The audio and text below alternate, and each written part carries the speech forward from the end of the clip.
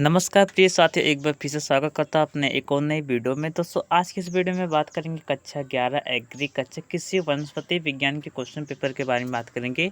ठीक है, तो दोस्तों वीडियो को बिना देरी के स्टार्ट करते देखिए, मैं आपको बता देना चाहता हूँ इसी प्रकार से आपका मतलब जो पेपर होता है कुछ इसी प्रकार से बनाया जाता है। आपको कुछ चिंता करने की आवश्यकता नहीं है। यह भले ही दोस्तों मैं आपको बता देना चाहता हूँ 12 साल पुराना, परंतु फिर भी इसी टाइप के क्वेश्चन आते हैं। कुछ भी आपके जो सिलेबस है, ठीक है, उसमें कुछ भी डिफरेंस नहीं है। ठीक है, वही का वही सवाल आता है। ठीक है, इस प्रकार से। तो दोस्तों वीडियो को बिना देरी के स्टार्ट करते हैं। हमारा 2011 का क्वेश्चन पेपर है, तो आप लोग जो एग्ज़ाम देंगे 2023 में देंगे मुझे पता है, और 2024 में भी कुछ बच्चे देंगे। ठीक है, तो इस प्रकार से।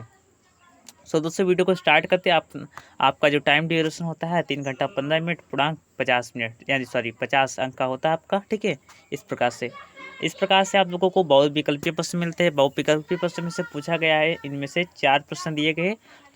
चार प्रश्न दिए गए हैं, इनमें से आपको लिखना है। ठीक है, पहला दिए गया आम में खाए जाने वाला भाग है। देखिए मैं आपको बता देना चाहता हूँ कि हर फल है, ठीक है, जैसे आम हो गया, केला हो गया, अंगूर हो गया, ठीक है, अनार हो गया, इन सभी फलों के, ठीक है, आप लोगों को खाए जाने वाला भाग आपको मालूम होने से मोस्ट इम्पोर्टेंट है। ठीक है, इस प्रकार से।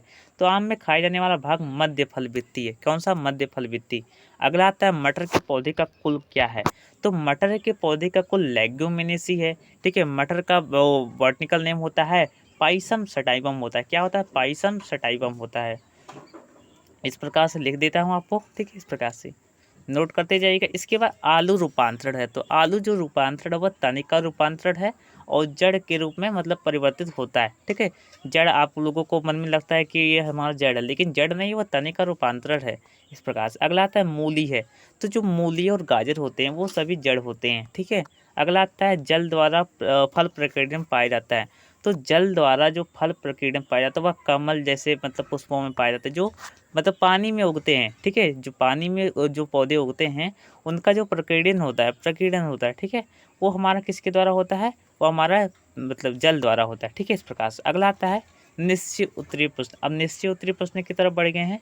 इसमें दिया गया सेब किस प्रकार का फल है? तो जो सेब है वो हमारा पोम प्रकार का फल है, इसे अष्टीय फल भी बोलते हैं। ठीक है, अगला आता है सरसों का वानस्पतिक नाम क्या है? तो सरसों का वानस्पतिक नाम ब्रिस्का कंपोस्टिस या फिर ब्रिस्का स्पेसीज, ठीक है, स्पेसीज होता है। ठीक है, इस प्रकार से नोट कर लीजिएगा।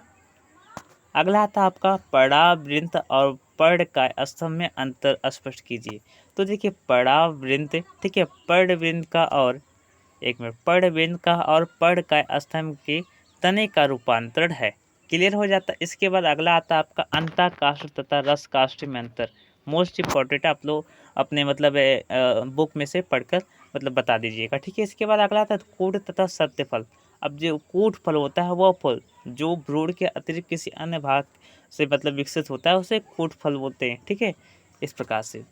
अगला आता है आपका पत्ती के कार्य। पत्ती का क्या कार्य है? ठीक है, पत्तियों द्वारा भोजन का ग्रहण होता है। ठीक है, यानी पोषक तत्वों को ग्रहण करते हैं। ठीक है, पत्तियां जो होती है बहुत ही मतलब जो जल होता है, ठीक है, जल को भी ग्रहण करती है। ठीक है, यानी पोषक के रूप में पत्तियों का बहुत ज़्यादा महत्व है। और साथ ही साथ जो पत्तियां होती है वह वाष्पोसर्जन भी करती है, यानी जो अपने जो वायवीय भाग होते हैं उनसे अपने जो मतलब अतिरिक्त जल को मतलब पत्तियों के माध्यम से मतलब बाहर निष्कासित कर देती हैं। ठीक है, वाष्पोसर्जन उसे बोलते हैं।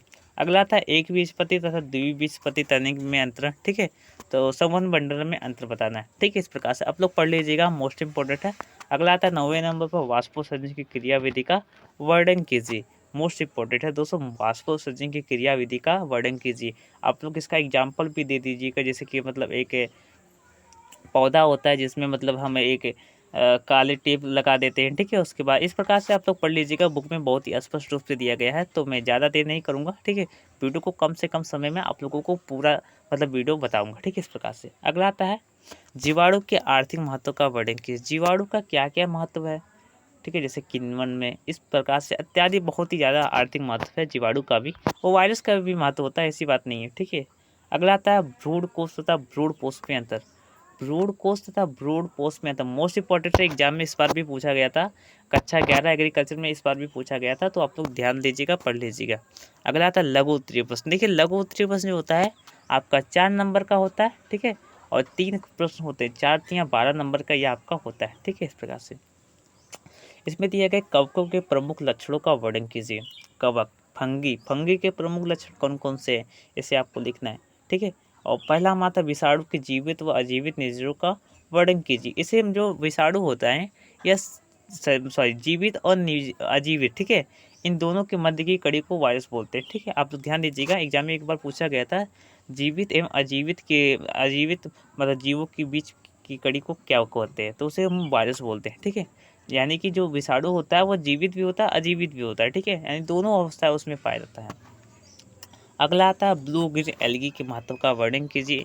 अब ब्लू ग्रीन एल्गी कुछ इस प्रकार से होता है, तालाब में पाया जाता है, ठीक है, इस प्रकार से, ठीक है। अगला आता है आपका दीर्घ उत्तरी प्रश्न। दीर्घ उत्तरी प्रश्न मोस्ट इंपॉर्टेंट है, जिसमें से आपको 3 प्रश्न होते हैं और 3 प्रश्नों में से आपको उत्तर देने होते हैं, ठीक है, इस प्रकार से।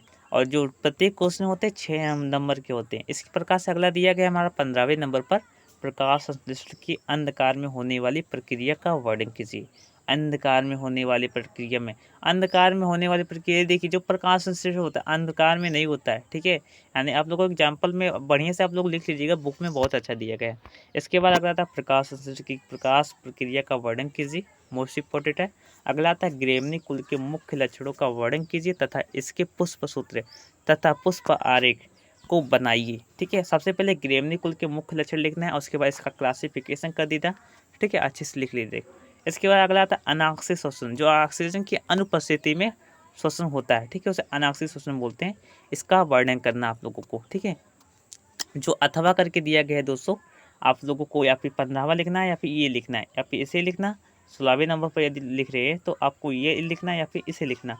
इसमें से केवल दो में से केवल एक ही लिखना है, ठीक है, इस प्रकार से। जो अथवा करके दिया होता है उनमें से केवल एक ही प्रश्न लिखना होता है आप लोगों को। सो दोस्तों आज की इस वीडियो में बस इतना ही। जल्दी नई वीडियो में मिलते हैं, तब तक के लिए बहुत बहुत धन्यवाद। जय हिंद, जय भारत। इसका पीडीएफ मैंने टेलीग्राम चैनल पर उपलब्ध कर दिया है, वहाँ से आप लोग डाउनलोड कर सकते हैं।